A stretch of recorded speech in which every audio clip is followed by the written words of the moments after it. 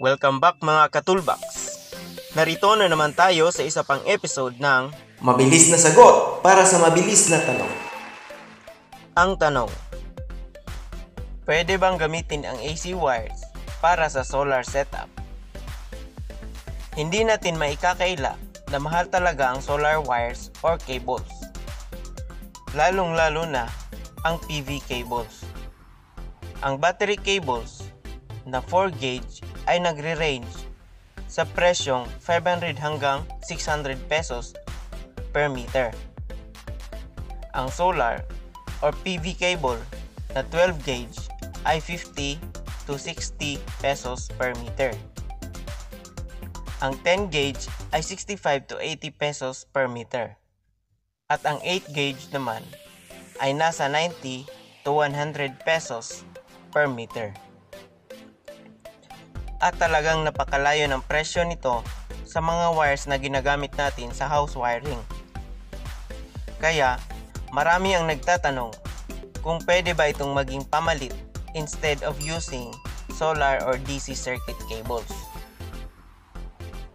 Pero, bago yan, ano nga ba ang kaibahan nila?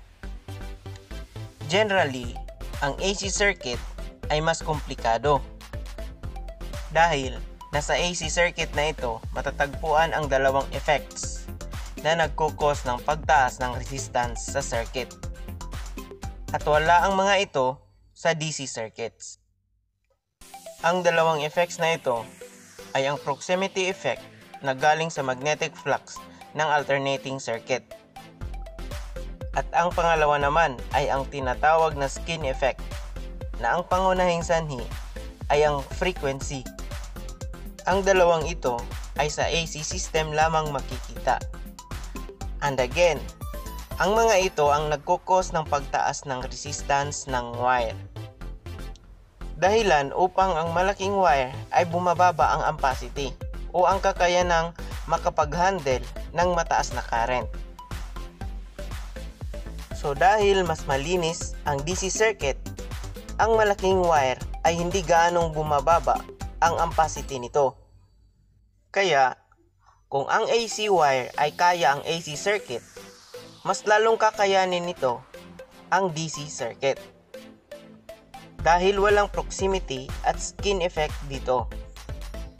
So, ang sagot sa katanungan ay yes, pwedeng-pwede. Actually, sa pag-compute ng wires na gagamitin sa solar setup ay base pa rin sa ampacity table na ginagamit din sa pag-compute ng building wiring. Pero, may malaking pero. Ang pinaka-main concentration kasi ng DC or solar wires ay ang insulation. Lalong-lalo na sa solar or PV cables na ginagamit mula sa solar panel papuntang solar charge controller.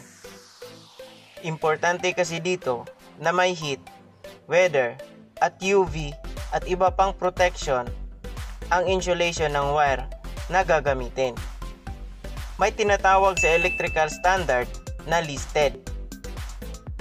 Ibig sabihin, tinatawag itong listed dahil nakapasa ito sa laboratory or electrical standard at espesyal na nakadesign ang material para sa specific use gaya ng solar use. At ang mga listed na materials din ang tested na safe para sa solar power system application. So, kung conformity sa solar standard ang habol mo, go for listed solar wires and cables. So yan po ang kabuuan ng ating discussion para sa episode na ito. Kung nagustuhan mo ang video na ito, pakipindot ang like button sa baba. At kung bago ka pa lang sa channel na ito, subscribe ka na at pindutin mo na rin ang bell button para updated ka lagi sa mga uploads natin. Salamat mga katulbox!